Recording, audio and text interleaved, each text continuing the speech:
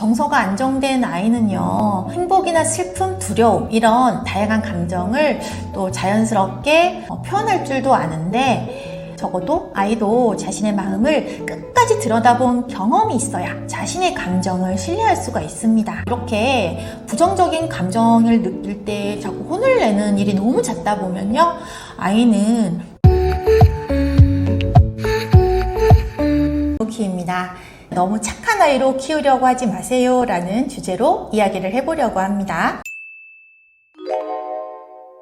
너무 착하게만 살려고 하다 보면요, 자신보다는 상대의 생각을 중요하게 여기는 경향이 크죠. 그래서 남의 말을 잘 따르고 또 부모가 시키는 대로 하고, 친구에게 양보는 자기가 다 도맡아 하고, 또 거절도 못하는 이런 사람이 될 수도 있습니다. 자, 문제는 착한 사람은 남에게는 좋은 사람이지만 정작 자신의 감정은 돌보지 못하는 나쁜 사람이 될 수 있다는 겁니다. 그러면 왜 아이도 착한 아이가 되는 걸까요? 가끔 어른들이 말 잘 듣는 아이는 착한 아이야, 말 안 듣는 아이는 나쁜 아이야, 양분화해서 이야기를 하기도 하죠. 저 어른 말 안 듣는 것 좀 봐, 커서 뭐가 되려고 그래, 막 이런 식의 어떤 비난을 하시는 경우도 있는데요, 그런 비난이 아이의 생각 속에 자리 잡게 되면 부모나 다른 사람의 말에 순응을 해야만 옳은 것이다 라고 믿게 되고요, 거기에 맞추려고 행동하게 됩니다. 언니답게 행동해야지,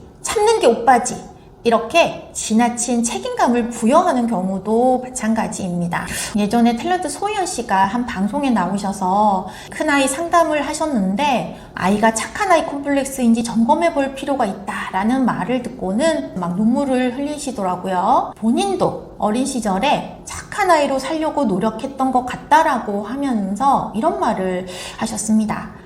어렸을 때는 저는 소리내서 운 적이 없어요. 이제 큰아이가 언니다 보니까 너무 착한 딸로 만든 것 같다. 자신이 그런 게 너무 싫은데 오히려 본인이 그렇게 아이를 만들고 있는 것 같다라고 하시더라고요. 자, 개그우먼 장도연 씨가 어릴 때 착한 아이 콤플렉스에 빠져 있었다라고 이야기를 했는데, 어머니가 평소에 넌 괜찮을 거야, 착한 딸이니까, 그 말이 좀 강박이 됐나 싶다라고 이야기를 하셨습니다. 하고 싶은 것보다 해야만 한다고 믿는 것에 충실하려다 보면요, 부모가 세워놓은 그 기준에서 조금만 벗어나도 불안하고요, 좋은 사람이시네요 이렇게 주변에서 인정을 받아야 나 잘 살고 있는 것 같아 이런 생각이 들기도 하셨다라고 합니다. 자, 그런데 너무 착한 사람이 되려다 보면요, 남이 원하는 모습에 자신을 맞추는 과정이 너무 많다 보니까 고통스러운 그런 감정을 느끼기도 합니다. 자신의 진짜 욕구가 아니라 부모나 다른 사람의 기대에 부응하기 위해서 거짓 자아를 살아가고 있기 때문입니다. 자, 우리는 어떤가요? 너무 착한 아이로 키우고 있지는 않은지 생각해 보면 좋겠습니다.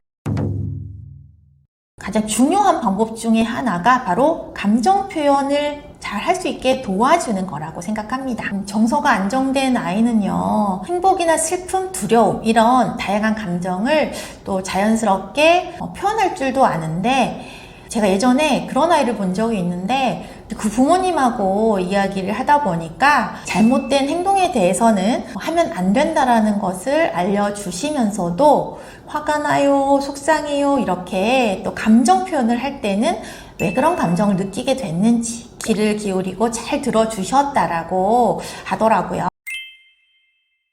정서지능이 높은 아이들은요, 자신의 감정도 잘 인식을 하고 부정적인 감정에서 긍정적인 감정으로 전환도 비교적 잘 하는 편이고요, 자신의 감정을 잘 인식하다 보니까 이제 표현을 잘 하는 경우도 많거든요.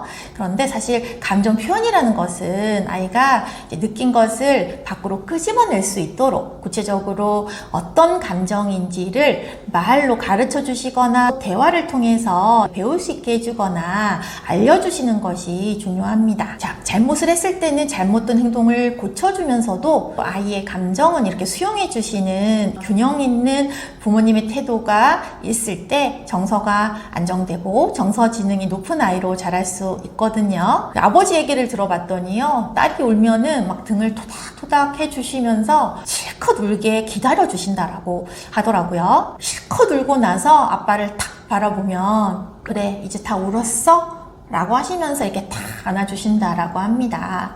이렇게 아이도 자신의 감정의 흐름을 자연스럽게 따라가 보면서 이만큼 슬프다라는 것을 느껴도 보는 것이 자신의 감정을 인식할 수 있게 해주는 데 도움이 되거든요. 적어도 아이도 자신의 마음을 끝까지 들여다본 경험이 있어야 자신의 감정을 신뢰할 수가 있습니다. 아이들이 부정적인 감정을 표현을 하면 잘못된 것처럼 그만 울어! 뚝!